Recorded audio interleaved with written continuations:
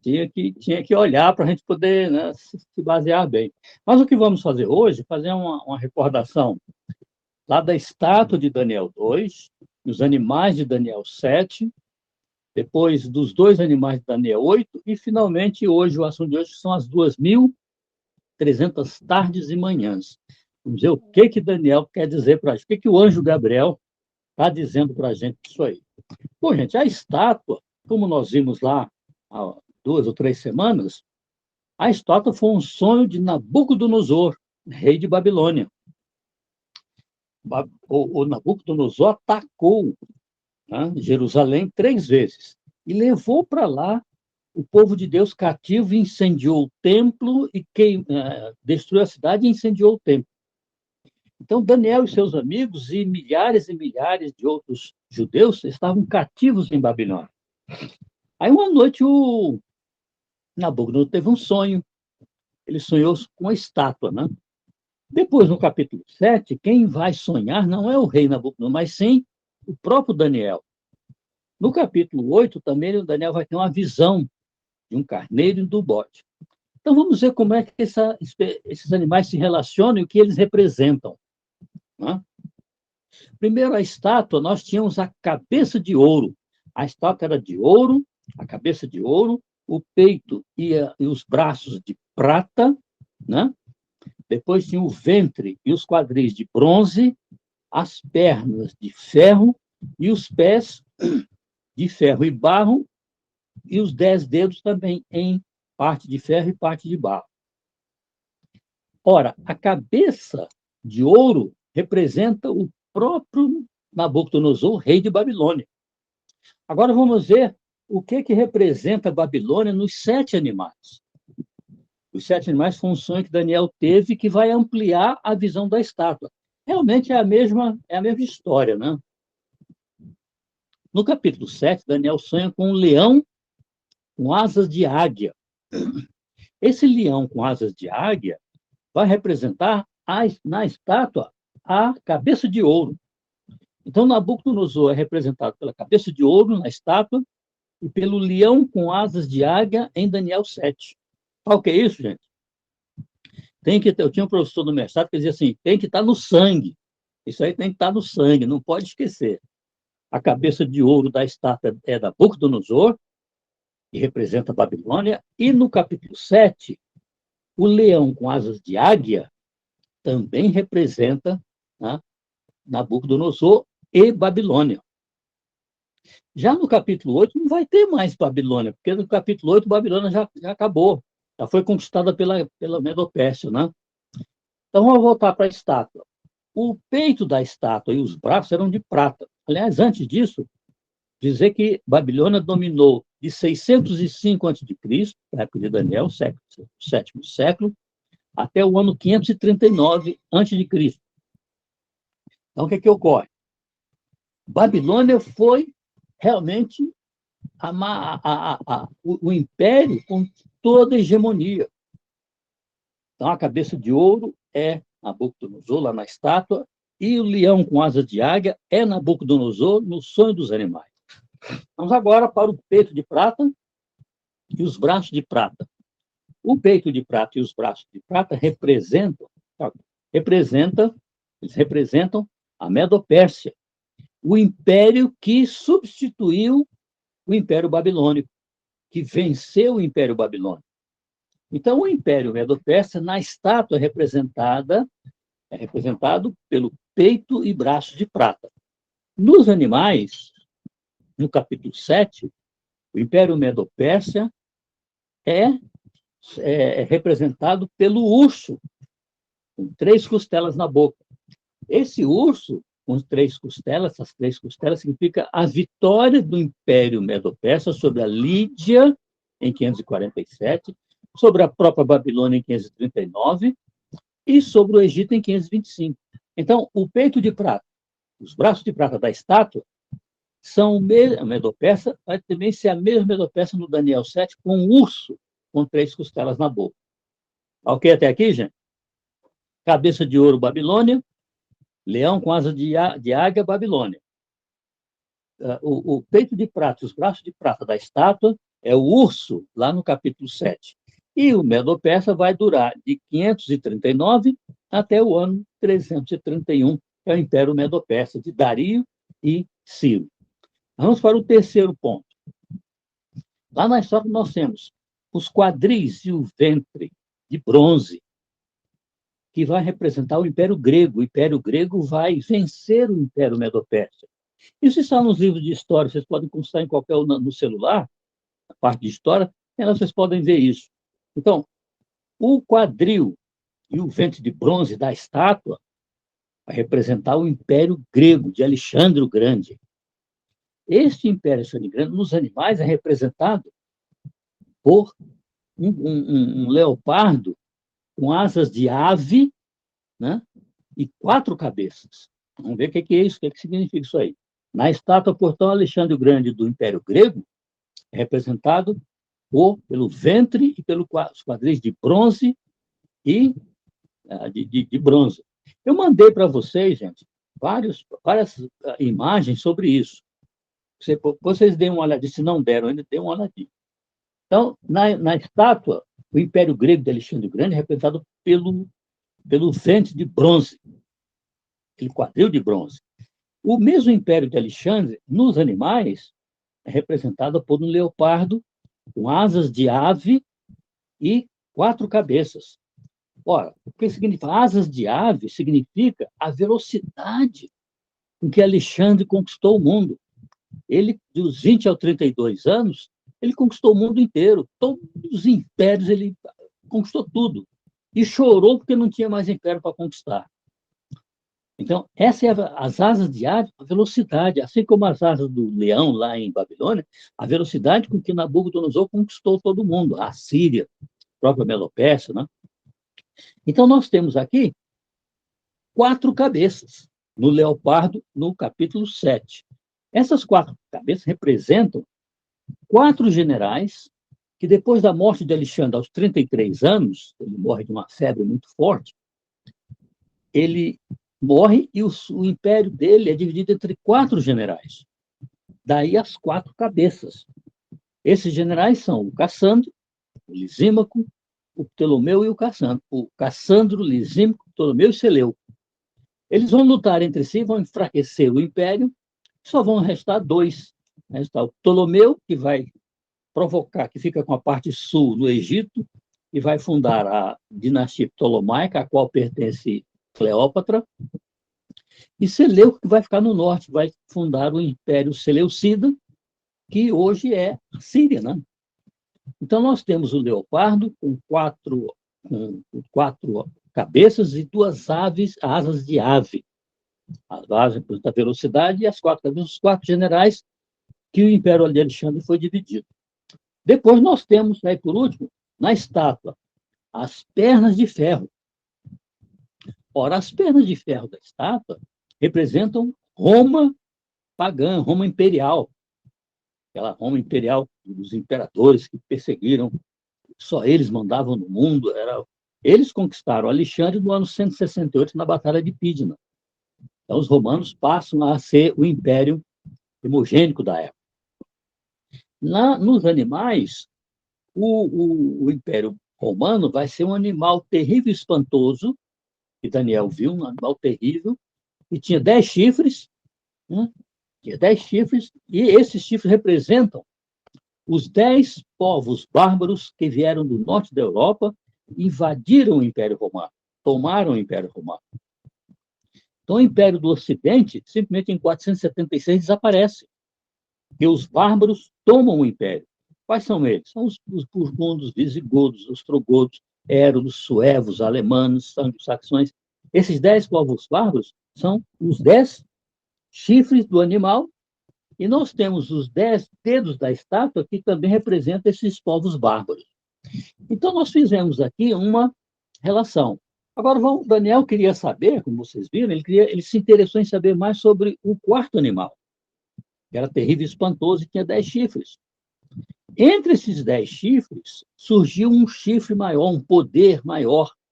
Esse poder, de início, era pequeno, mas foi crescendo, crescendo, crescendo, dominou os chifres né? Expulsou 3 chifres, 3 poderes, e esse poder foi crescendo de tal ordem que virou um poder grandioso, como nós vimos lá em Daniel 7. Ora, esse poder é o poder romano, né, na parte religiosa, porque a parte militar e a parte política foram exterminados em Roma Ocidental. Mas Constantino fundou Roma Oriental, no ano 330. Ele fundou Roma, no ano 330. Ele fundou Constantinopla. Os sábios e o Senado de Roma Ocidental foram para Constantinopla, uma cidade que ele deu o nome dele, ali às margens do Mar Negro. E ali se entronizou. Então, o que ocorre? Roma, que perdeu o poder político e o poder militar, ficou em Roma apenas o poder religioso. O poder religioso ficou em Roma Ocidental. Os outros foram para Roma Oriental, lá em Constantinopla. Foi exatamente um imperador lá de Constantinopla, chamado Justiniano, em 533, ele decretou que o bispo de Roma seria o chefe, seria o pai de todos os bispos de todo o império, todas as dioceses. Ele ficou, portanto, sendo chamado de papai, ou papa, como é lá em italiano.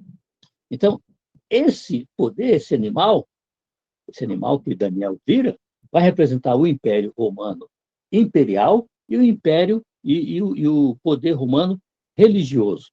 Em 538, nós temos, então, a ordem de Justiniano, oficializando o papado através de Virgílio I. O papado já vinha desde o primeiro século, desde metade do primeiro século, do segundo século. Já existia, mas ele não era oficializado. Então, Constantino vai oficializar em 533 um decreto e só vai oficializar em 538. Então, o papado fica oficializado em 538, a partir de Vigílio. Ele vai crescer enormemente, né? Vai crescer enormemente. De 538 até 1798 vai ser o tempo da supremacia do poder religioso romano com os papas. Eles vão crescer enormemente, como Daniel viu o poder pequeno crescendo, Daniel viu, assim esse poder vai crescer, que era o chifre pequeno, o poder pequeno que cresceu, ficou maior que todos os outros. Assim vai ser a parte hegemônica religiosa do poder religioso papal em Roma Ocidental. E esse poder, como nós vimos, ele iria executar várias coisas sobre um pequeno povo que não se adequou aos seus procedimentos. Existia um povo, na época, descendente da religião de Cristo, que não aceitou os dogmas da Igreja Romana. Esse povo, portanto, vai ser bem perseguido pelo poder religioso que ficou em Roma. Então, primeiro, ele vai fazer guerra contra os santos e vai prevalecer. Que guerra é essa? São as guerras que ele emprega nas cruzadas contra aqueles que não seguem os seus conceitos. As guerras nas pequenas cidades, como os huguenotes na França, como os albigenses, como os valdenses. Todo esse povo, eram milhões, serão perseguidos pelo poder da igreja. Além disso, diz aqui que ele faria a guerra inaugurando, através do Papa Paulo III, inaugurando a Santa Inquisição. E o Papa Gregório IV vai inaugurar a tortura. Então, vocês vejam que foi uma perseguição cruel contra aqueles que não queriam seguir as coisas. E quais eram as coisas que eles não queriam seguir? Primeiro, ele mudou os tempos, trocando de pôr do sol a pôr do sol para meia-noite a meia-noite. Depois ele mudou as leis, tirou o segundo mandamento, né? tirou e no 10º mandamento alterou para 2 mandamentos, como vimos, e alterou também o mandamento da guarda do sábado. Isso foi tudo o que aquelas pessoas não concordavam, então foram extremamente perseguidos. Dizia também que ele proferiria palavras contra o Altíssimo, esse poder. Isso aí nós vimos Nós vimos que esse poder iria, além de perseguir, iria perdoar pecados, iria também, além de perdoar, ia ser o representante como se fosse um Deus na Terra. Nós lemos aqui no livro que eu tenho, vários pontos dos papas dizendo sobre essa perseguição e sobre o poder da igreja, né? Até mesmo sobre a Bíblia. Nós lemos um texto aqui, né? Depois eu passo para vocês, que a tradição, né, da igreja, os papas colocavam acima da Bíblia. Então, isso é uma coisa inaceitável, né? Então, a tradição está... E a perseguição foi de tal ordem, queridos, que o Papa João Paulo II, ele pediu perdão em 2004, parece abril de 2004, ele pediu perdão, né, àqueles que não seguiam o que o sistema religioso dizia, ele pediu perdão pelos abusos que foram feitos. E realmente as igrejas aceitaram o pedido de perdão do Papa João Paulo II, né? Depois ele iria mudar os tempos e a lei, que já falamos, mas o seu poder um dia iria ser eliminado e será na segunda vinda de Cristo. Então nós vimos aí rapidamente vimos a estátua de Daniel 2 e vimos animais de Daniel 7. Agora nós vamos ver Daniel 8, que vimos na semana passada. Ora, em Daniel 8 nós temos dois animais. Nós temos um carneiro e temos um bode. O carneiro, minha gente, representa o Império Medo-Persa. Por que não começa mais aqui com Babilônia? Porque Babilônia já não existia nessa época, né? A partir do Império Medo-Persa, simplesmente, Babilônia para de existir. Então, Daniel viu um carneiro forte, tinha 2 chifres imensos. Esse carneiro representa, como nós vimos aqui, posso até ler para vocês, Daniel 8:20, se eu não me engano, dizia o seguinte, com um ventilador, Daniel 8:20 diz assim, Daniel, o anjo dizendo para ele, aquele carneiro com 2 chifres que você viu, são os reis da Média e da Pérsia. Então, nós temos 3 representações para a Medo-Pérsia. Nós temos, primeiro, os braços e o peito de prata da estátua, representa o Império Medo-Persa. Nós temos o urso com 3 costelas na boca, também representa a Medo-Persa. E agora, no capítulo 8, nós temos um carneiro forte com 2 chifres enormes, representando o Medo-Persa. Mas Daniel vê também um bode bem peludo. Esse bode peludo vai representar a Grécia. E esse bode peludo tinha um chifre enorme, eu mandei para vocês a figura, um chifre enorme entre os olhos.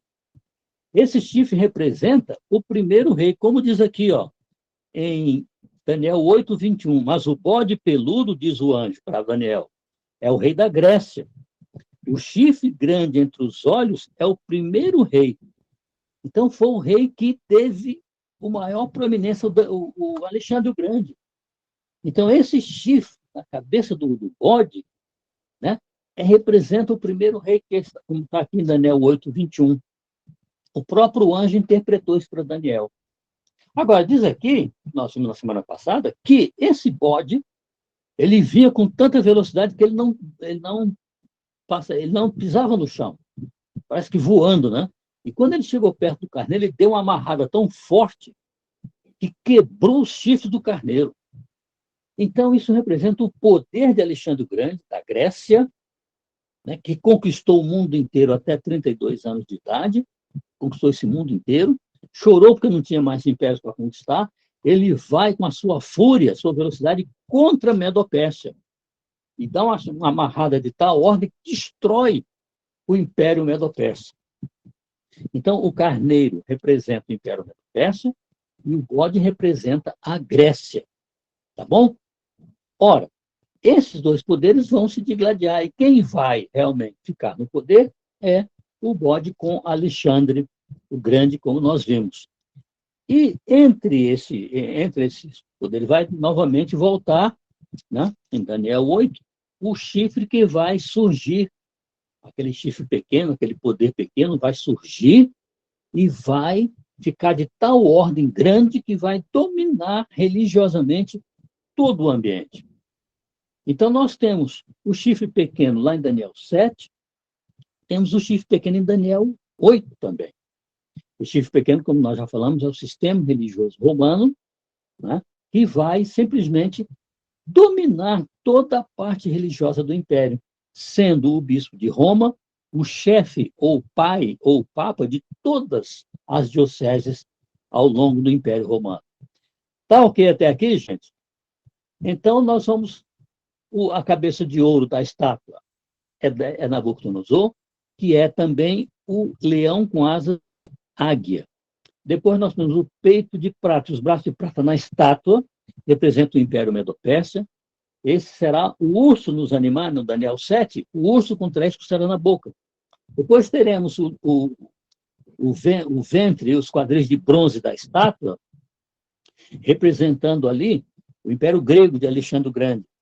E nos animais é um leopardo com 4 cabeças e asas de ave. E, finalmente, nós temos as pernas de ferro, né, que vão ser, nos animais, aquele grande animal terrível e espantoso, com 10 chifres, vai representar Roma Imperial e Roma Papal. No capítulo 8, nós temos um carneiro, representando Medo-Pérsia, e temos o bode peludo, representando o Império Grego com Alexandre, que vai derrubar, vai acabar com o Império Medo-Persa. Agora, nos é dito que o bode, quando ele está no seu auge, o chifre que ele tinha entre os olhos se quebra. É a morte de Alexandre. Quando ele está no auge de seu poder, quebra o seu chifre, ou seja, é a morte de Alexandre. E depois, quando ele quebra o chifre, nascem 4 chifres, 4 poderes, no lugar daquele que foi quebrado. Então, vou repetir isso. O bode vem com uma velocidade tão forte, representando Alexandre o Grande, Grécia, dá uma amarrada tão forte no carneiro, que é a Medo-Pérsia, que aniquila o carneiro, mata o carneiro. É o Império Grego conquistando o Império Medo-Pérsia. Mas no Império Grego, o bode, aquele chifre imenso, aquele chifre de repente se quebra. Mandei para vocês a figura também. O chifre se quebra, a morte de Alexandre, e em lugar desse chifre que se quebra, surgem 4 poderes diferentes, que são aquelas 4 cabeças do leopardo, os 4 generais. O Lisímaco, o Cassandro, Seleuco e Ptolomeu. Eles vão assumir o Império Grego. Então, esse é o Império Grego que vai dominar, que depois será vencido pelo Império Romano. Gente, está claro isso, meu? É muita informação, né? Está claro isso? Tá, melhorou agora, clareou bem mais. Pois é. A gente vai fazendo recordações, assim, resumos, né? Até que a gente consiga implementar tudo. Porque isso nós temos que saber para acompanharmos o Apocalipse do capítulo 10 até o 22. Sem esse conhecimento, porque vai ser difícil. Agora, nós falamos também um pouco na semana passada sobre o santuário terrestre, que é uma cópia do santuário celestial, e falamos também do santuário celestial. Ora, vamos recordar isso aqui para a gente poder entender a profecia das 2.300 tardes mais que vamos passar hoje. Gente, o santuário terrestre, Deus deu uma ordem a Moisés, lá em Êxodo, você vai construir um santuário igualzinho o que eu tenho aqui no céu, vai ser uma cópia semelhante, para eu habitar, para eu ficar junto com vocês. Então, o santuário, ele tinha a parte do pátio, lá fora, onde tinha a pia do holocausto, tinha a pia onde o sacerdote lavava suas mãos, né? Essa era a parte do pátio. Ou seja, 2 sacrifícios eram oferecidos todo dia, um pela manhã e outro à tarde. Interessante que era às 9 horas da manhã e às 3 horas da tarde. Que horas Cristo morreu, gente? Às 3 horas da tarde, representando o cordeirinho que morria à tarde. Então, o sacerdote fazia esses 2. Para quem ele fazia? Para os judeus que não moravam em Jerusalém, que moravam fora de Jerusalém. Né? Isso era o que eles faziam. O pecador, depois, tinha um outro tipo de sacrifício. Quando o pecador pecava, ele trazia um animalzinho, ou era um pazinho de rolinhas, ou era um pazinho de pombos, ou um novilho, ou um cabrito, ou uma ovelha.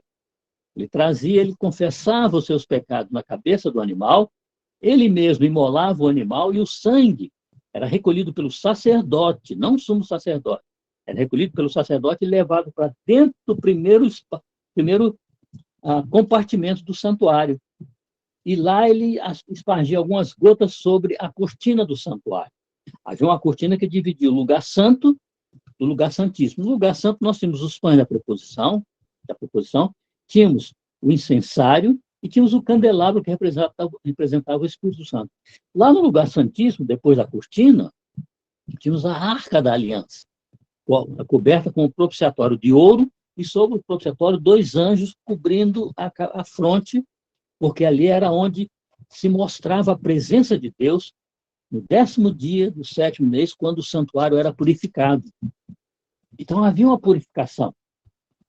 No dia da purificação, uma vez por ano, no 10º dia do 7º mês, então o povo de Israel estava todo lá fora em silêncio, uma contrição, uma comunhão contrita com Deus.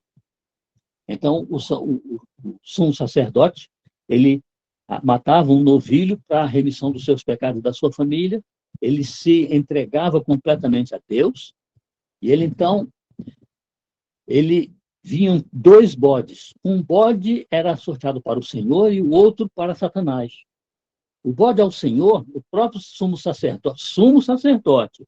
O sacerdote era aquele que fazia o sacrifício diário. O sumo sacerdote é que entrava no lugar santíssimo uma vez por ano, no 10º dia do 7º mês. Então, o que ocorria?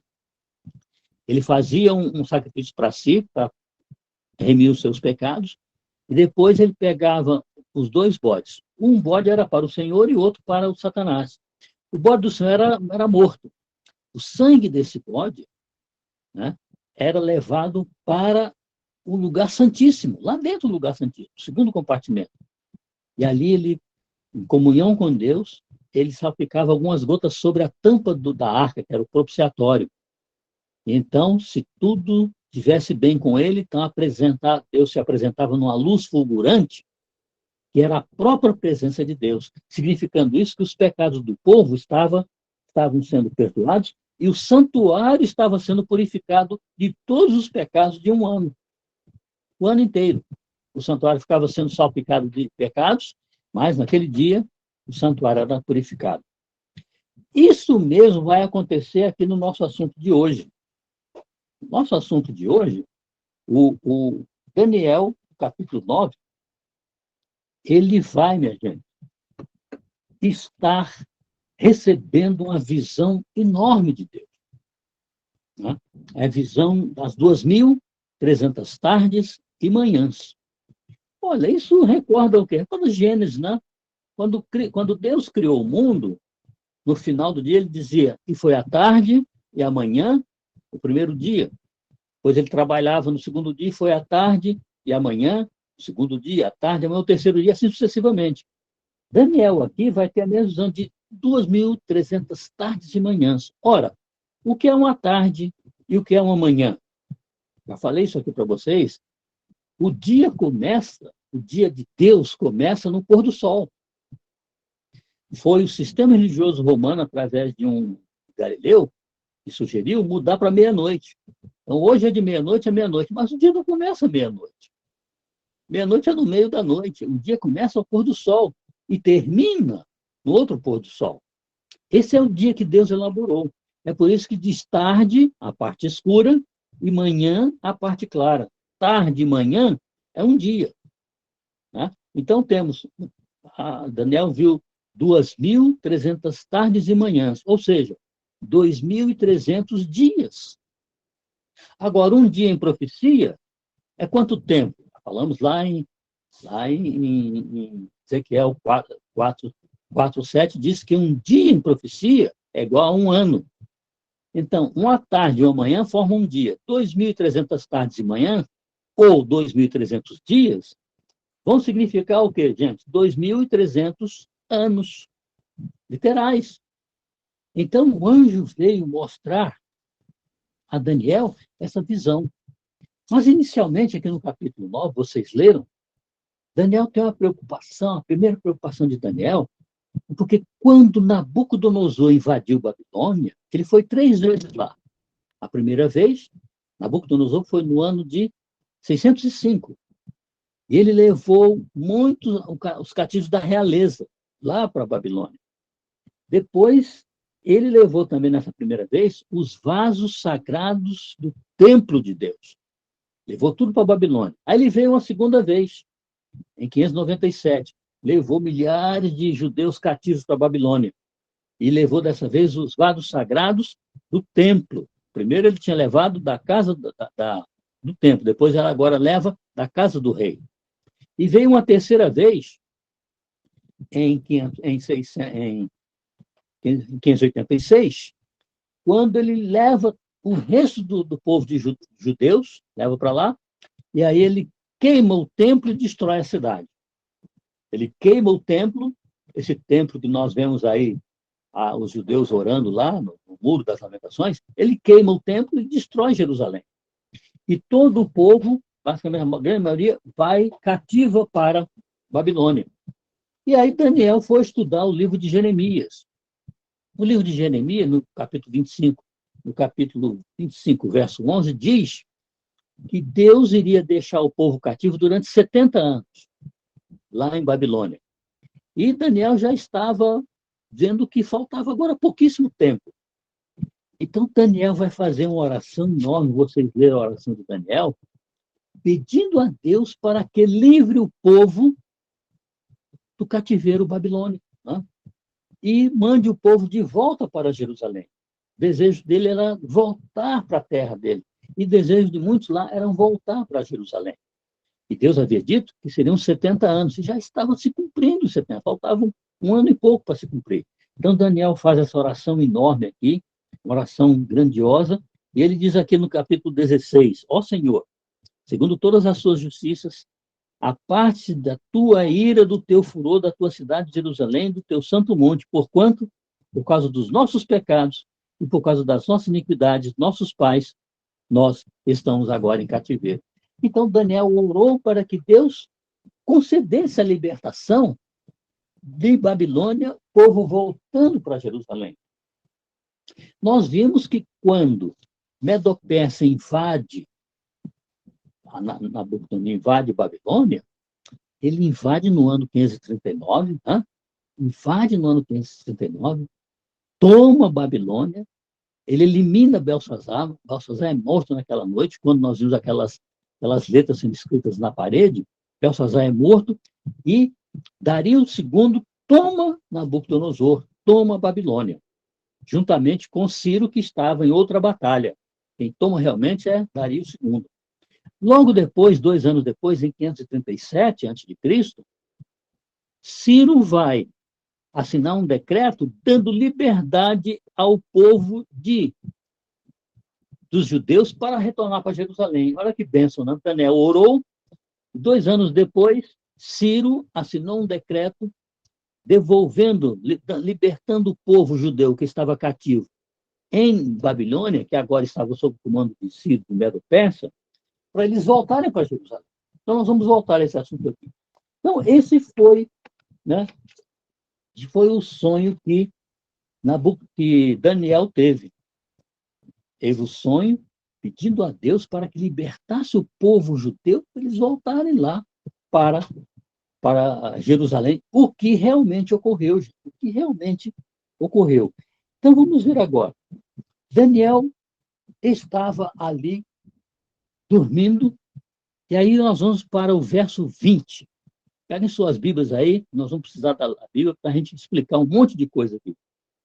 No verso 20, Daniel diz assim: falava eu ainda e orava e confessava o meu pecado e o pecado do meu povo de Israel, e lançava a minha súplica perante a face do Senhor, pedindo naturalmente que Deus devolvesse o povo para Jerusalém, né? Pronto, meu Deus. Falava ainda na oração, quando o homem ou o anjo Gabriel, que eu tinha observado na minha primeira visão, quando ele fala lá que o carneiro era Medo-Pérsia, isso era o Gabriel que estava falando para ele, e o bode era a Grécia, então ele já tinha visto o Gabriel ontem. Ele veio rapidamente voando e me tocou na hora do sacrifício da tarde, por volta de 3 horas da tarde. Ele queria instruir-me, falou, me disse: Daniel, agora sai para fazer-te entender, desculpa, agora sair para fazer-te entender o sentido. Ele vai continuar, vamos ler aqui. No princípio das tuas súplicas, saiu a ordem e eu vim para te declarar, porque tu és muito amado e considera, pois, a coisa e entende a visão. Agora ele vai começar a dizer a visão. Vocês olharam aquele quadro, né? Aquele quadro, gente, tem em cima, assim, 2.300 anos.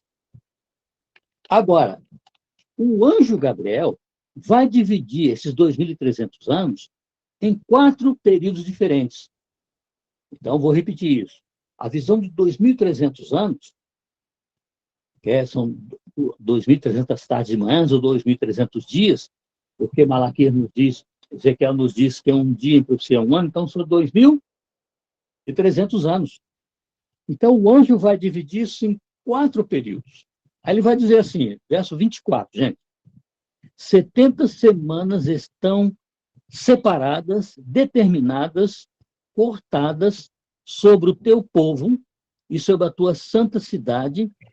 Então, 70 semanas era um período, era uma parte desses 2.300 anos.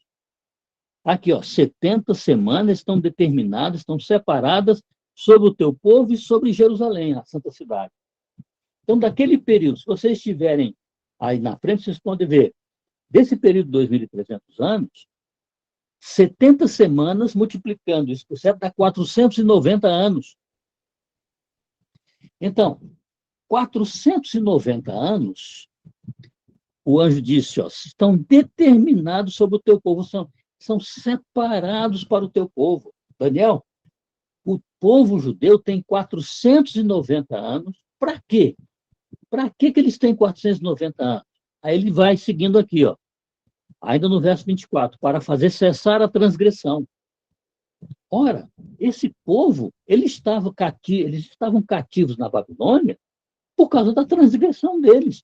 Isaías, Jeremias, Ezequiel, vários profetas clamaram ao povo para o povo voltar para o Senhor. Eles nunca voltaram. Clamaram, disseram, olha, vocês têm que voltar, senão vocês vão ser escravizados. E como eles não voltaram, tanto o Império do Norte foi escravizado pela Síria, como o Império do Sul, o Reino do Sul, Judá, foi escravizado por Nabucodonosor, porque eles não voltaram. Então, o anjo é claro, ó, Daniel, 490 anos estão separados para o teu povo, sob a sua santa cidade, para cessar a transgressão, ou seja, acabar a rebelião que eles tinham contra Deus. Deus deu 490 anos para eles. Depois, para dar fim aos pecados, parassem de pecar. A gente peca, mas nós não podemos ser escravos do pecado. Pecar a toda hora. Nós temos que ter um freio. Senhor, perdoa meu pecado e ajuda a não pecar. Depois, para expiar a iniquidade, ou seja, para fazer uma segunda reconciliação de Deus com o povo. Outra, para trazer a justiça eterna. Que Deus colocasse a justiça naquele povo. Eles precisavam de ter a justiça de Deus. Outra, para selar a visão e a profecia. Para selar a visão e a profecia, ou seja, o cumprimento da profecia. E para ungir o santo dos santos. Ou seja, para que Cristo viesse entre os judeus, para que ele fosse ungido, o seu batismo. Então, vamos repetir isso aqui, que é importantíssimo, gente. Daniel estava orando e o anjo veio. Aí, quando o anjo chegou, disse assim, Daniel, 70 semanas estão separadas para o teu povo e para a tua santa cidade. Mas para quê? 70 semanas para quê? 490 anos para quê? Para cessar a transgressão. Eles haviam transgredido de tal ordem que foram escravizados. Para dar fim aos pecados, não iriam pecar mais, iriam se apegar com Deus. Não iriam pecar, não iriam ser mais escravos do pecado. Para expiar a iniquidade, ou seja, fazer uma reconciliação com Deus. Para trazer justiça eterna, Deus colocaria neles a justiça, o seu amor, a sua graça. E para selar a visão, ou seja, para cumprir essa visão. E para ungir os santos dos santos, que se referia a unção daquele que viria, Cristo, que seria o seu batismo. Então, gente, vejam bem, a primeira parte desses 2.300 anos é 490 anos. 490 anos que Deus deu para o povo que estava cativo voltar para ele. Deus queria esse povo de volta para ele, para não pecar mais, para não transgredir mais, para fazer justiça, para fazer uma reconciliação e para ter Cristo depois.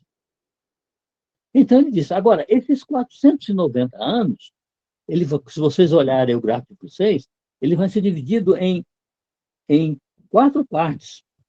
A primeira parte desses 490 anos, que ele chama de semana, são 7 semanas. Então, vamos ler mais aqui para a gente poder atingir o que a gente quer. Verso 25.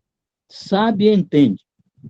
Desde a ordem para restaurar e para edificar Jerusalém, até ungido, até Cristo, o príncipe, 7 semanas e 62 semanas nas praças de reedificação para reedificar a Jerusalém. Então, vamos explicar isso aqui. O anjo dividiu este período de 490 anos, de 70 semanas, em 1, 2, 3, em 3 partes. A primeira parte desses 490 anos são 49 anos, 7 semanas. Ele diz aqui, ó, sabe, entender a saída para restaurar e edificar Jerusalém, né? 7 semanas e 62 semanas. Então, o primeiro período é de 7 semanas. Quanto é 7 semanas? 49 anos. Quanto é 62 semanas? São 434 anos. Então, aqui ele vai ter um período de 7 semanas, ou 49 anos, depois outro período de 62 semanas, ou 434 anos. Para que ele deu esse primeiro período de 49 anos? Porque Ciro iria libertar o povo e eles iam começar a voltar. Realmente, Zorobabel voltou, sob a ordem de Ciro, de Babilônia, para Jerusalém, com 50 mil judeus. E eles começaram a construir o templo, a reconstruir o templo. Então, o anjo deu 49 anos para que o templo e a cidade fossem reconstruídos. Acho bem claro isso aqui, ó. Sabe e entende, desde a saída da ordem para restaurar e para edificar Jerusalém, até o ungido do príncipe, são 7 semanas e depois mais 62 semanas. Tá? As primeiras 7 semanas, os primeiros 49 anos, foram dedicados para que os líderes construíssem Jerusalém e o templo e os muros. Primeiro veio Zorobabel, construiu o templo, depois veio Esdras, construiu a cidade, reconstruiu a cidade, e depois veio Neemias, que construiu os muros. Então, em 49 anos, uma grande parte da cidade já estava construída. Interessante que o anjo detalhou isso para Daniel. Você ficou doente, você não entendeu? Eu vim para explicar a visão para você. Então, 7 semanas para a construção de Jerusalém, que são 49 anos. Aí depois ele vai para o segundo período, o período das 62 semanas ou 434 anos. Esse segundo período, né, é para praticar isso aqui, ó, ali no capítulo, verso 24, para cessar a transgressão, para dar fim aos pecados, para expiar a iniquidade, para trazer justiça eterna, para selar a visão da profecia e para o ungido dos santos, que é o próprio Cristo. Ou seja, 434 ou 62 semanas foram dadas para o povo judeu realmente voltar para Deus. Primeira coisa, eles construíram os muros, o templo e a cidade, que foram destruídos por Nabucodonosor, por queimar o templo e destruir a cidade. Eles voltaram de Babilônia, e o anjo deu 49 anos para eles reconstruírem o templo com Zorobabel, reconstruir a cidade com Esdras e reconstruir os muros com Neemias. Isso foi feito em 49 anos. Depois ele dá mais 434 anos, ou seja, 62 semanas, para que o povo se volte para mim. Deus quer, Daniel, que o povo, nesses 434 anos, volte para ele. Eles voltaram de Babilônia para Jerusalém. Foi uma grande bênção de Deus trazer o povo de volta.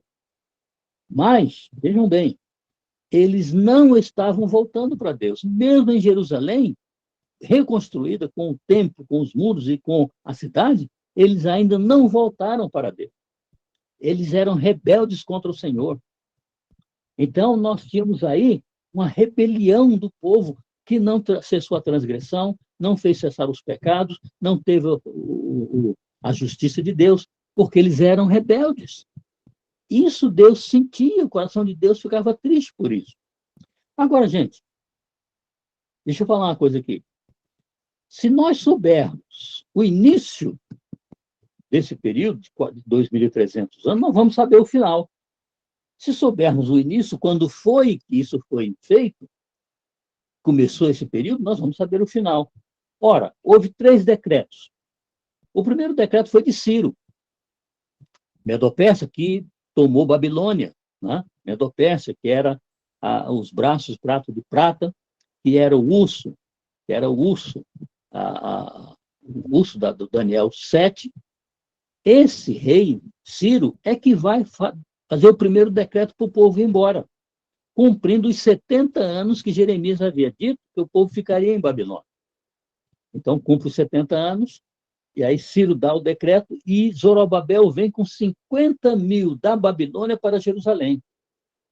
Isso foi no ano 540, se não me engano, no ano 538. 538 tem esse decreto, 537, 538.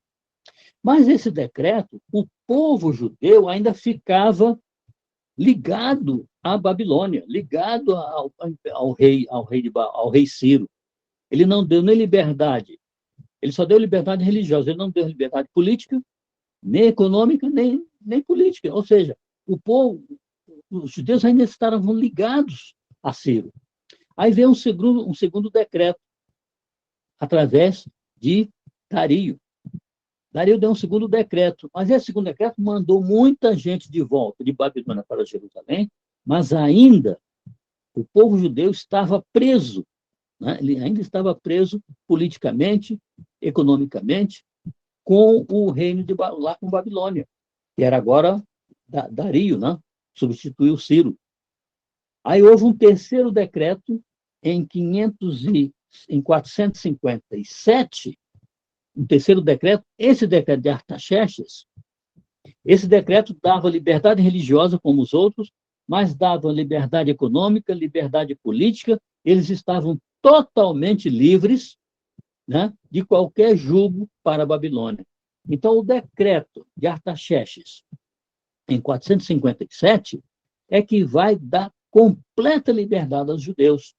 E ele diz assim, o anjo, lá no capítulo 24, 25, sabe e entende, Daniel, desde a saída da ordem para restaurar e para edificar Jerusalém, até a ungido são passados 67 semanas, 62 semanas. Então, a partir da ordem para construir Jerusalém, que foi, no caso, o Artaxerxes, que ele deu liberdade religiosa, liberdade política, liberdade econômica, liberdade, sobretudo, para os judeus. Então, agora eles voltaram a ser uma nação, não estavam mais presos à Babilônia. A partir desse texto 457, se nós colocarmos, né, aqui mais todos esses anos, se nós colocarmos todos esses anos aqui, vamos chegar ao ano lá de 1844. 450, considerando que só passa a vigorar no ano seguinte.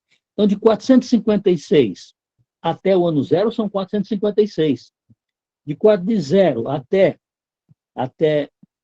mais 1.810 anos, então vamos ter um período de 2.300 anos. Vou repetir isso. De 456 até o ano zero, são 456 anos. E depois, mais 1.810 anos, nós teremos um total de 2.300 anos ou 2.300 tardes e manhãs. Qual é o início dela? 457, com o decreto de Artaxerxes, que passa a vigorar em 456. Então, 456 até o ano zero é 456, e depois há diferenças, vai até o ano de 1844.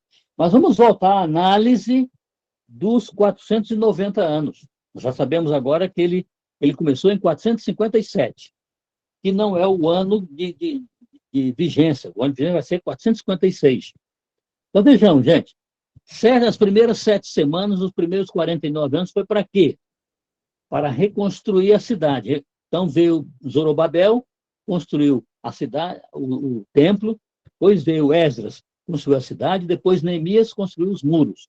Em 49 anos, uma grande parte da cidade estava reconstruída. Aí o anjo deu mais 62 semanas, ou 434 anos, para que o povo voltasse para Deus, para não pecar, para não ter mais transgressão, para dar a sua justiça, mas o povo não quis saber de Deus. Eles voltaram de Babilônia para Jerusalém, mas continuaram nas suas práticas lá longe de Deus. Aí, o anjo vai dizer o seguinte, aqui, ó, no verso 26. Depois das 62 semanas, né? Depois das 60, depois do período de 434 anos, aí sim, será morto o ungido. Ou seja, Cristo viria para ser morto. E já não existirá. Agora vamos aqui para o 27. Ele, Cristo, fará firme aliança com muitos por uma semana. Então, o que ocorre? São 49 anos, ou 7 semanas, o primeiro período. Depois, são 62 semanas, ou 434 anos, o segundo período. Eles não voltaram para Deus. E, finalmente, veio Cristo para ficar quanto tempo? Diz aqui, ó. Ele fará firme aliança, Cristo, né, com muitos, por uma semana.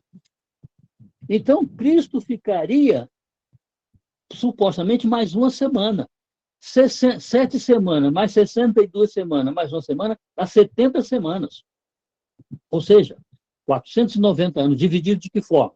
49 anos, primeiro, para reconstruir a cidade, 434 anos para o povo voltar para ele, que não voltou, e mais 7 anos, que é a última semana, completa 70, para o povo voltar. Deus mandou o seu filho para os judeus, para as ovelhas perdidas de Israel, para que Cristo fizesse um trabalho para eles voltarem para Deus. Veja como Deus amava esse povo, né? Deus manda Cristo. Deus mandava os profetas, Deus mandava o profeta e mandava o profeta, eles matavam os profetas, não queriam saber de Deus. Então, na última semana, os 7 últimos anos, Deus mandou o seu próprio filho, para que nessa última semana ele fizesse um trabalho de tal ordem para o povo judeu voltar para ele, voltar para Deus. Agora vamos continuar lendo aqui, gente. Ó. Ele, verso 27. Cristo fará aliança com muitos por uma semana. É a última semaninha aqui. Agora tem um detalhe. Na metade da semana, estão seguindo aí? Fará cessar o sacrifício e a oferta de manjares. O que significa isso, gente? Na metade da semana, Cristo morre. Ora, quando é que começa o ministério de Cristo? Nessa última semana, no ano 27. Por que eu digo que é o ano 27? Porque lá em Lucas 3:1, diz que no 15º ano de Tibério César, o segundo imperador romano, no 15º ano, João Batista começou a batizar lá no Rio Jordão. Está lá em Lucas 3:1. No 15º ano do reinado de Tibério César, João Batista começou a batizar lá no Rio Jordão. Ora, Cristo é batizado logo no início, então ele é batizado no ano 27. Então o batismo de Cristo foi no ano 27, que começa a última semana. Porque do ano 457 ao ano 27 temos aí 434 mais 49 anos. Essa última semana aqui é a semana que Deus manda o Cristo, seu filho, para poder converter o povo judeu para ele. Ele já tinha dado 49 anos, depois deu mais 434 anos, o povo não voltou a ele, ainda rebelde, e agora ele dá mais uma semana, manda o seu filho pregar para que o povo judeu volte para ele. Mas Cristo morre na metade da semana. Ora, quando é que Cristo morre? Cristo morre no ano 31, exatamente na metade da semana, como diz a profecia aqui. Ó. Ele fará aliança com muitos por uma semana. Na metade da semana, ou seja, depois de 3 anos e meio dessa última semana, né, ele fará cessar o sacrifício e a oferta de manjares. Ou seja, Cristo morre exatamente no ano 31, que é a metade da última semana. Cristo só prega, Cristo tem o seu ministério 3 anos e meio, do ano 27 ao ano 31. E no meio da semana, Cristo morre. É o sacrifício. Os judeus, além de não voltar, ainda matam o Filho de Deus. Então, o que Deus vai fazer, gente? Deus dá mais 3 anos e meio, do ano 31 ao ano 34, para os discípulos saírem para pregar. Jesus veio, revelou Deus, fez apelo para os judeus, apelou, mas eles não voltaram e ainda mataram Jesus. Ora, dos 3 primeiros anos e meio, três primeiros anos e meio, foi Cristo que pregou. Os últimos 3 anos e meio da última semana, quem vai pregar são os discípulos. Mas aí, nós temos o ano 34, a morte de Estevão. Estevão estava perante o Sinédrio. Nós estudamos isso lá em Atos. Estevão perante o Sinédrio, dizendo que vocês, os membros do Sinédrio, os grandes, os fariseus, os saduceus, os escribas, vocês assassinaram o Filho de Deus. Isso está lá em Atos 7. Vocês assassinaram o Filho de Deus. Deus mandou o seu próprio Filho para fazer com que vocês se voltassem para ele, e vocês não voltaram. Vocês mataram Cristo e agora está terminando o período. Eles então apedrejaram Estevão. Estevão morreu. E Estevão vê os céus abertos e Cristo lá à destra de Deus. Então, a morte de Estevão no ano 34 vai terminar esse período de 490 anos. 49 anos no primeiro período, 434 no segundo período e 7 anos no último período, no terceiro período. De 456 até o ano zero, vai dar aí 490 anos. São 490 anos certinho que Deus dá para o povo se voltar para ele. O povo não volta. Então, ele dá o próprio filho, que eles matam o filho. E mais 3 anos e meio, os discípulos também serão, vários deles mortos, pelo próprio povo judeu. Em 34, morre Estevão, no ano 34. A história nos diz isso. E no ano 34 se encerra o período dos 490 anos que Deus tinha dado para o povo judeu se voltar para ele.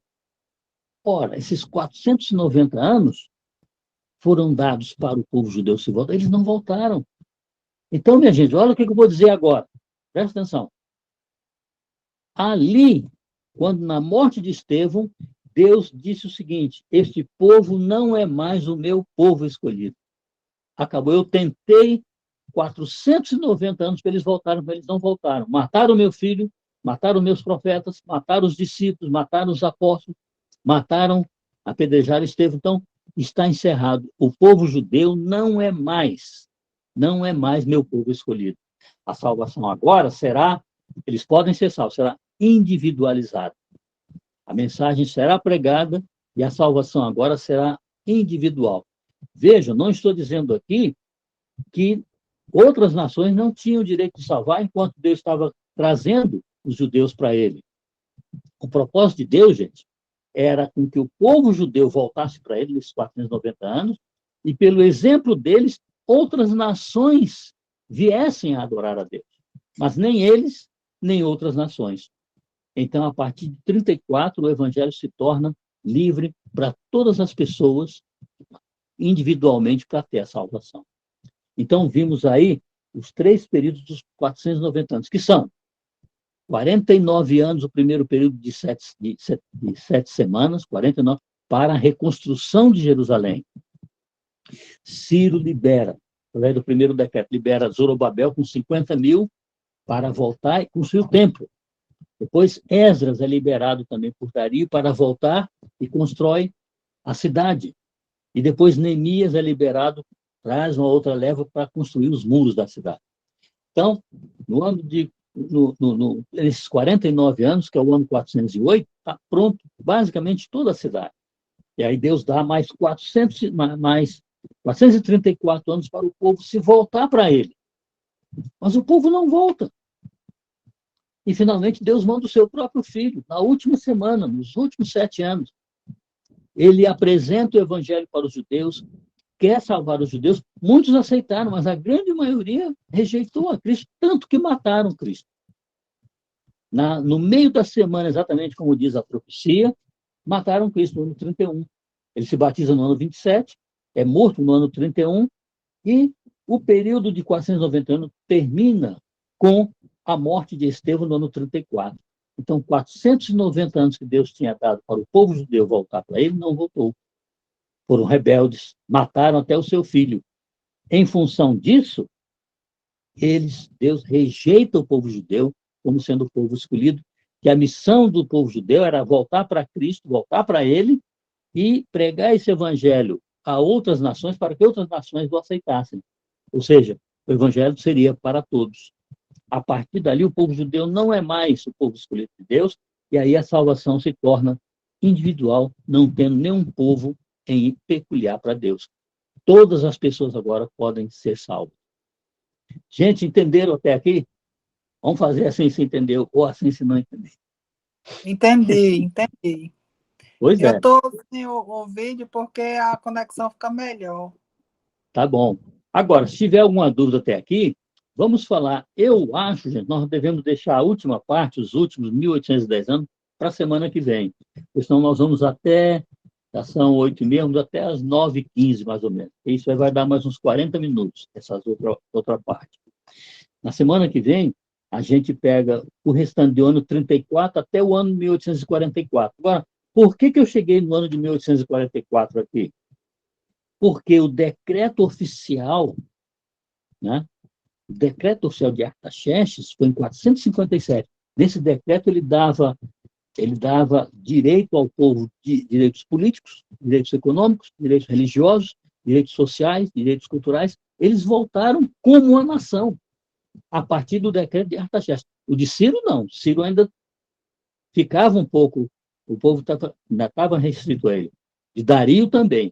Mas o Artaxerxes vai liberar o povo, volta o povo a ser uma nação, a nação judaica. Né?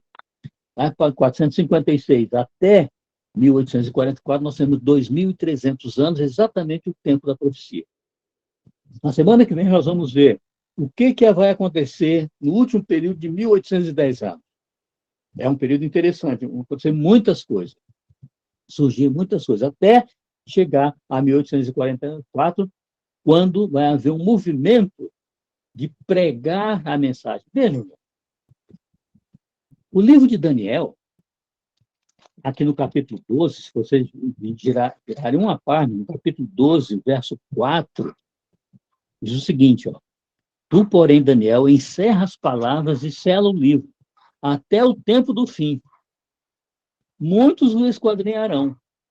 Então, o anjo Gabriel disse ao Daniel: fecha o seu livro, porque ele só vai ser compreendido no tempo do fim. E depois, no verso 9, ó, o anjo respondeu: vai, Daniel, porque estas palavras estão encerradas e seladas até o tempo do fim. Então, várias igrejas tentaram, que surgiram durante esse período de 1810 anos. Surgiu a igreja luterana, a igreja anglicana, a igreja batista, a igreja presbiteriana, a igreja metodista.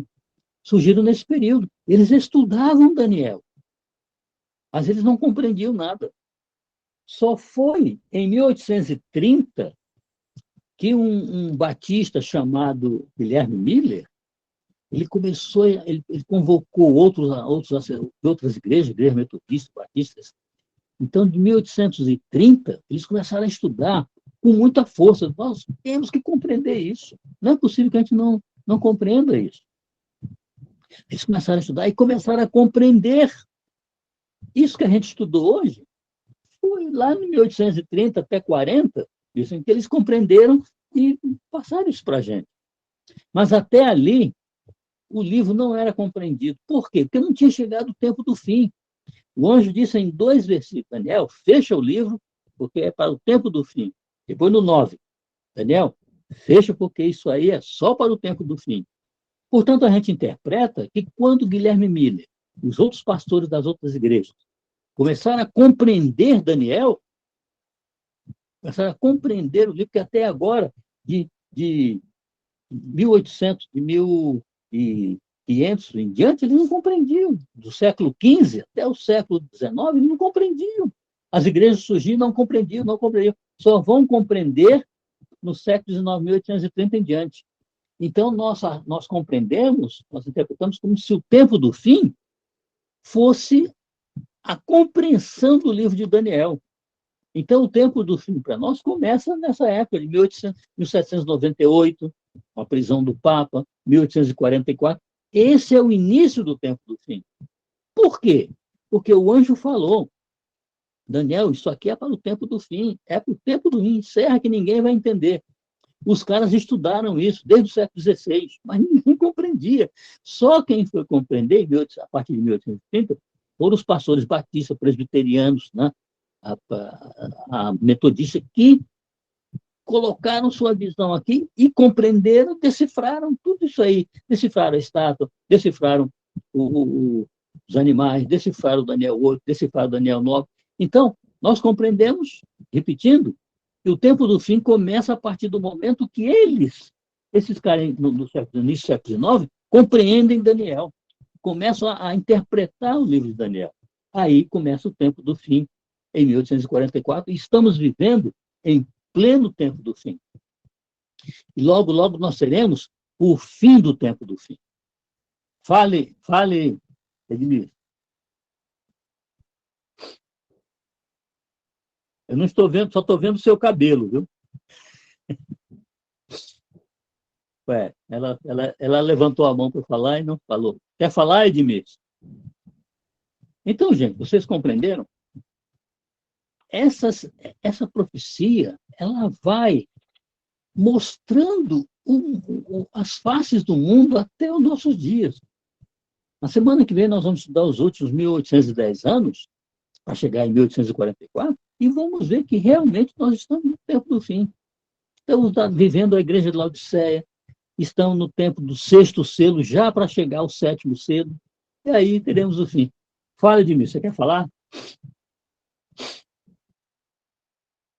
Edmir, nós não estamos ouvindo você, viu? Irmão. Sim, pois não. Agora eu estou ouvindo. Irmão, alô? Sim. E aí é onde começa o começo das dores, aí é? O começo das dores, São Mateus 24, nós já estamos tendo isso. O que Cristo diz lá em São Mateus 24? Quando surgirem guerras e rumores de guerra, pestes e doenças, né? Nação contra nação, reino contra reino, né? Grandes terremotos em vários lugares. Então, isso é o início das dores. Gente, o que nós estamos vendo aí? Guerra em todo lugar, nação contra nação, terremotos, pestes. Hoje eu tomei a vacina bivalente contra a Covid. Isso é o início das dores, mas não é ainda o fim. São Mateus 24 diz que o início das dores será nação contra nação, guerra entre as nações, rumores de guerra, peste, doenças, terremotos, maremotos em vários lugares. Então, nós já estamos vendo isso. Temos o terremoto aí lá na Turquia, há 3 semanas, né? Quase 1.000 pessoas morreram lá. Doenças, lá no mundo teve mais de 4, só no Brasil foram quase 1.000 pessoas mortas, né? É isso mesmo, acho que é. Então, isso são o início do tempo, Edmir. Não é ainda o fim, mas é o início do tempo. Entendeu? Não era essa a pergunta, mas eu esqueci. Depois eu vejo, eu me lembro. Tá certo. Tá Alguém quer fazer mais perguntas? Então, vocês gravaram mais ou menos o que a gente quer dizer? Né? Esse período de 2.300 pontos. Pode, querido. Fala aí.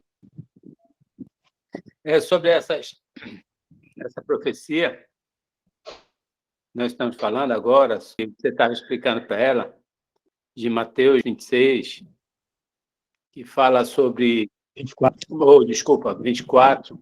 Eu acho que isso. Versículo 6, não é isso?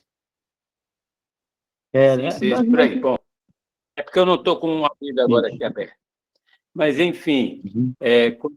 Quando você fala em guerra e rumores de guerra, os rumores de guerra, por exemplo, atualmente, começaram em 2014, quando a Rússia ameaçou invadir a Ucrânia se ela se juntasse à OTAN.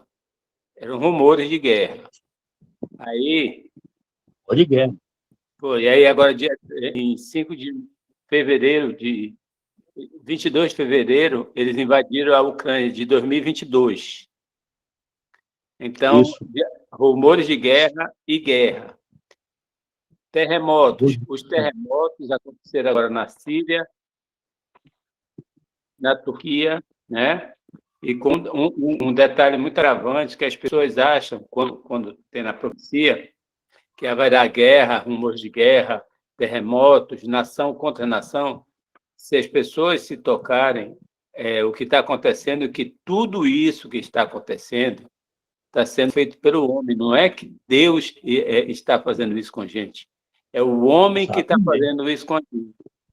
Inclusive, é comprovado que os terremotos, a maioria dos terremotos são provocados pelo próprio homem, com a ganância, indo atrás de ouro. A transgressão da natureza, né? A transgressão da natureza. Isso aconteceu, vocês, não sei se vocês sabem, mas em 2016, aqui em Maceió, um bairro todo afundou, porque uma companhia lá estava minerando por baixo do bairro, e o bairro foi todo afundado. Então, aliás, as pessoas acham... Hã? Aliás, eu tenho um amigo que mora lá, e ele teve que sair de lá, porque o bairro todo já afundou, está afundando tudo. Né? O bairro todo, é verdade. Tá. E aí as pessoas acham que quando tem um terremoto, as pessoas dizem assim, olha, isso é Deus castigando. Uhum. Não, senhor, isso quem está fazendo é o próprio homem. Era isso que eu queria comentar. Tem também, Jô, as pestes, né? Doenças, né? Isso, eu esqueci de falar. Quanta doença. Eu esqueci de falar, faltou a doença. Esse vírus que foi manipulado em laboratório do coronavírus, isso daí quem fez também foi o homem. Aqui foi criada pelo homem. Então, não adianta a pessoa apenas... como Deus é onipotente, onisciente, ele sabe tudo o que vai acontecer e sabe que o que o homem vai fazer para ele mesmo. Então, nós mesmos estamos nos destruindo. A profecia está lá, mas não foi Deus quem fez. Não, isso aí é obra do homem. O homem agride a natureza, né? O Lula está com um projeto, eu não sou lulista, não, ele está com um projeto de eliminar os caras que estão tirando madeira e ouro, né? Eliminar completamente.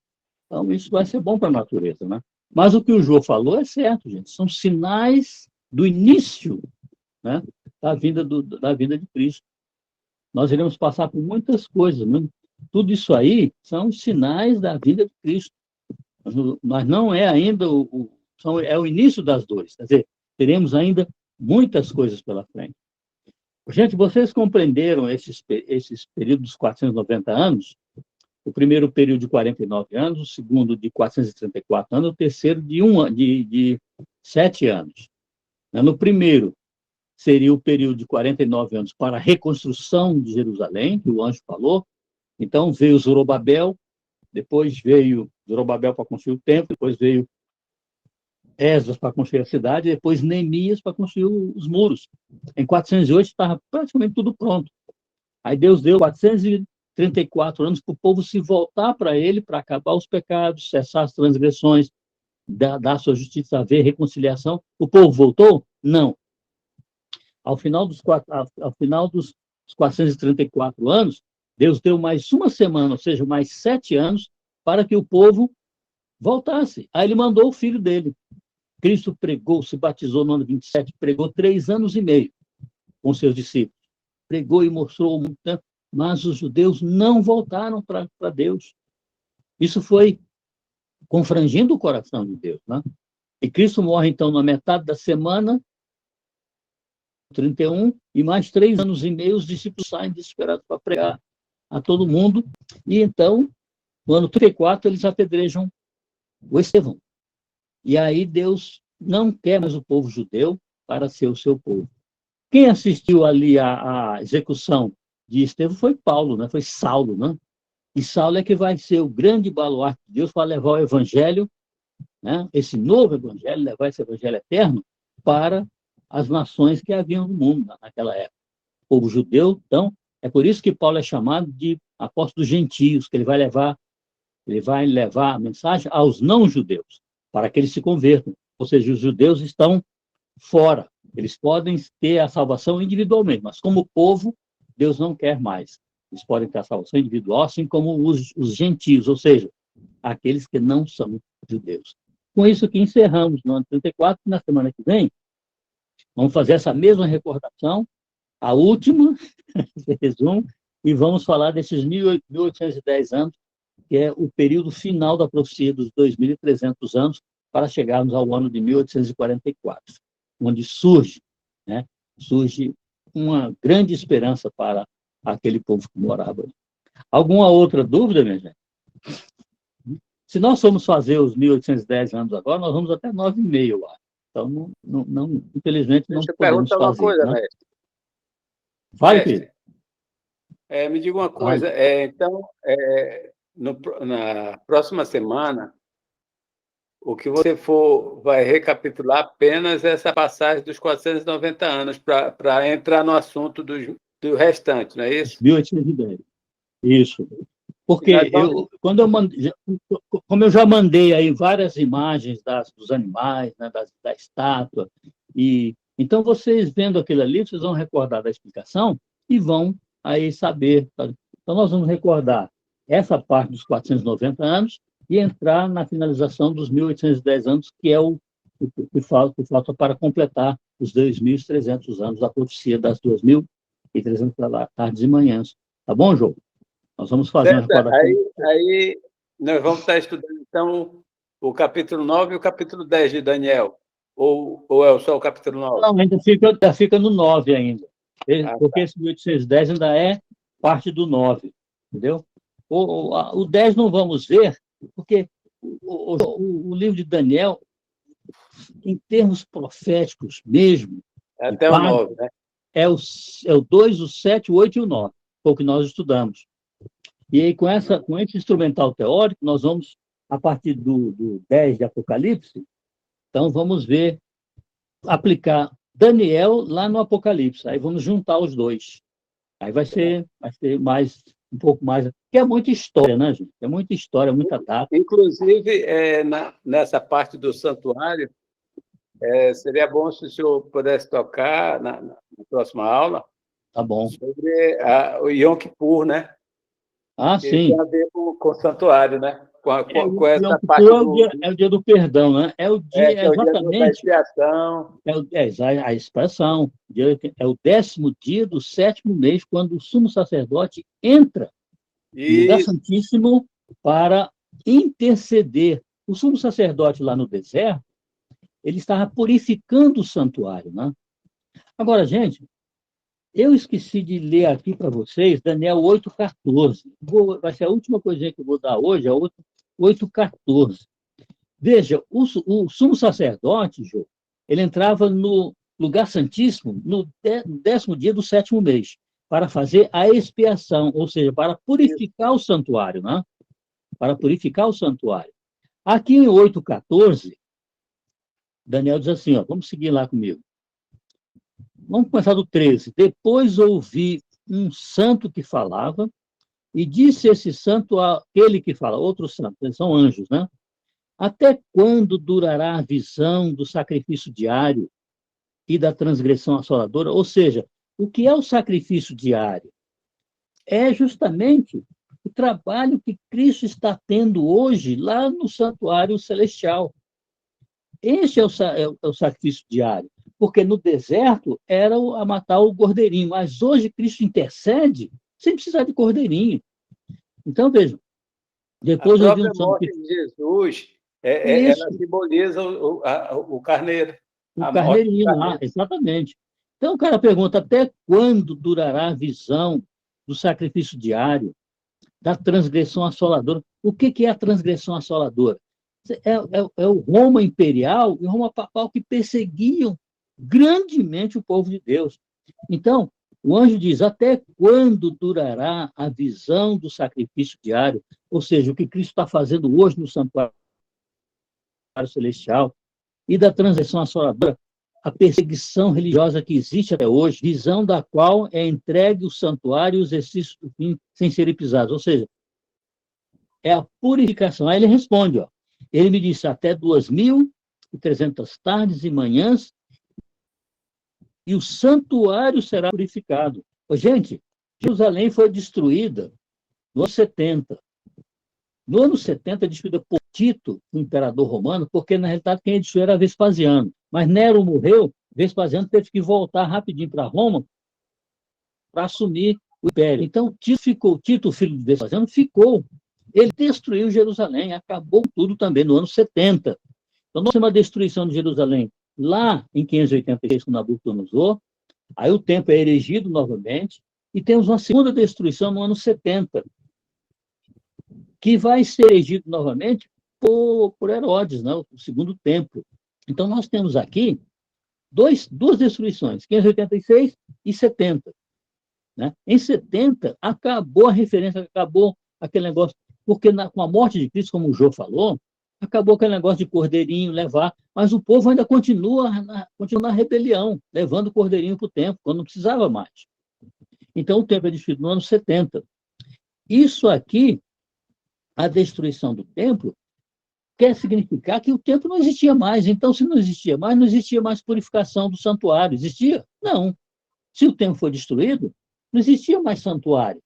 Então, como é que o anjo diz assim? Até 2.300 tardes e manhãs, e o santuário será purificado. Ora, durante esse período que nós estamos vendo aqui, né, especialmente a partir da morte de Cristo, não existia mais santuário. No ano 70 em diante não existia mais. Então, esse santuário que será purificado é o santuário celestial. Agora, vocês podem dizer, ora, o céu é um lugar de bênção, de paz, de amor, de divindade. Existem coisas impuras no céu? Para o anjo dizer, e o santuário será purificado? Esse santuário aqui não é o santuário terrestre, ele já tinha acabado. No ano 70 ele se acaba. Lá na morte de Cristo ele se acaba.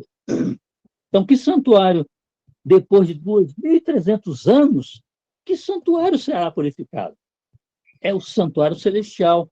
Nós vamos ver as impurezas dele na próxima aula.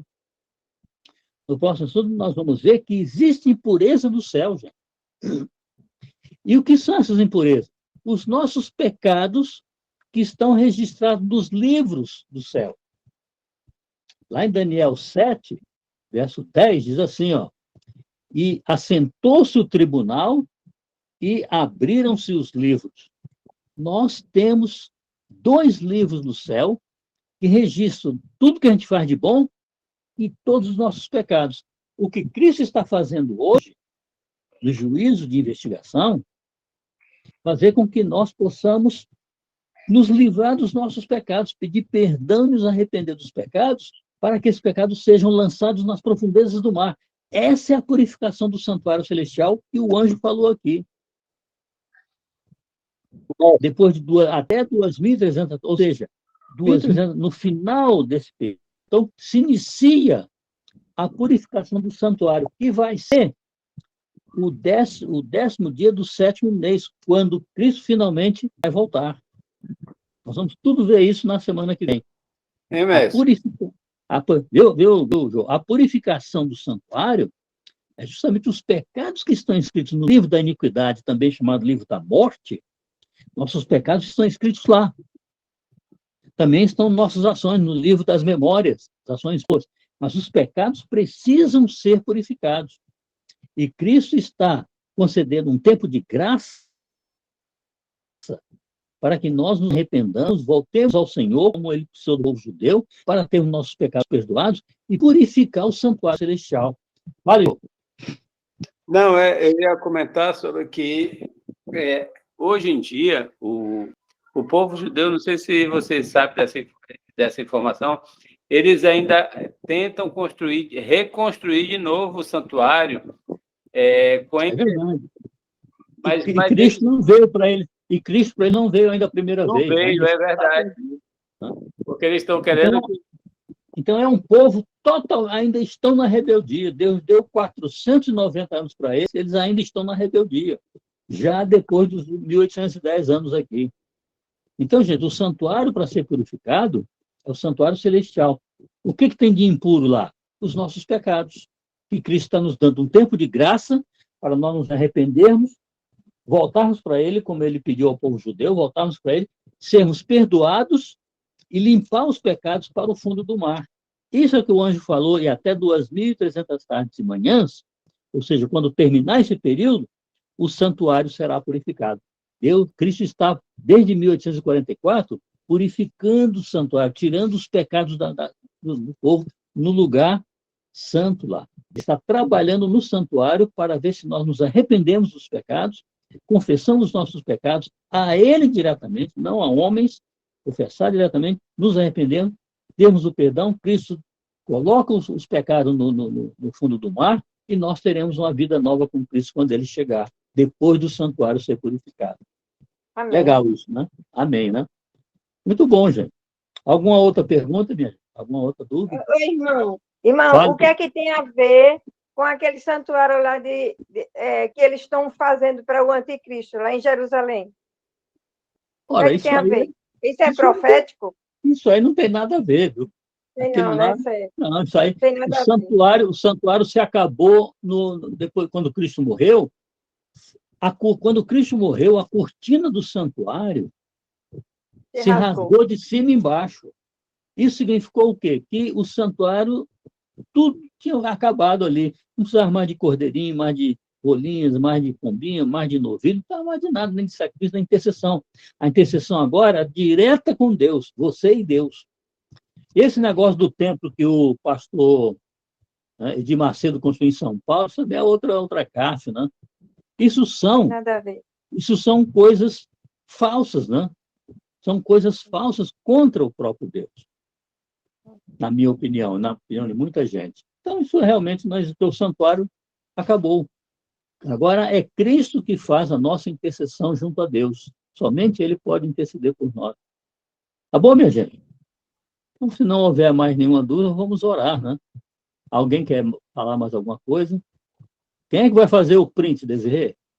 O Matheus só apareceu daqui. Quem é que vai fazer o print?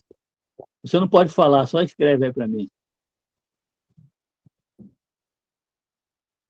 Ana Lúcia. Oi, Ana Lúcia, cadê você? Não estou vendo você aqui na minha tela. Aí, então fale, Ana Lúcia, pode falar. Muito bom. Seu microfone está fechado, viu, Ana Lúcia? Não estamos ouvindo você. Oi, Ana Lúcia. Abre o microfone para falar. Aí. Pronto, agora pode falar. Não estou ouvindo. Vocês estão ouvindo ela ou não? Ouvindo a... Sim, agora estamos ouvindo. Sim.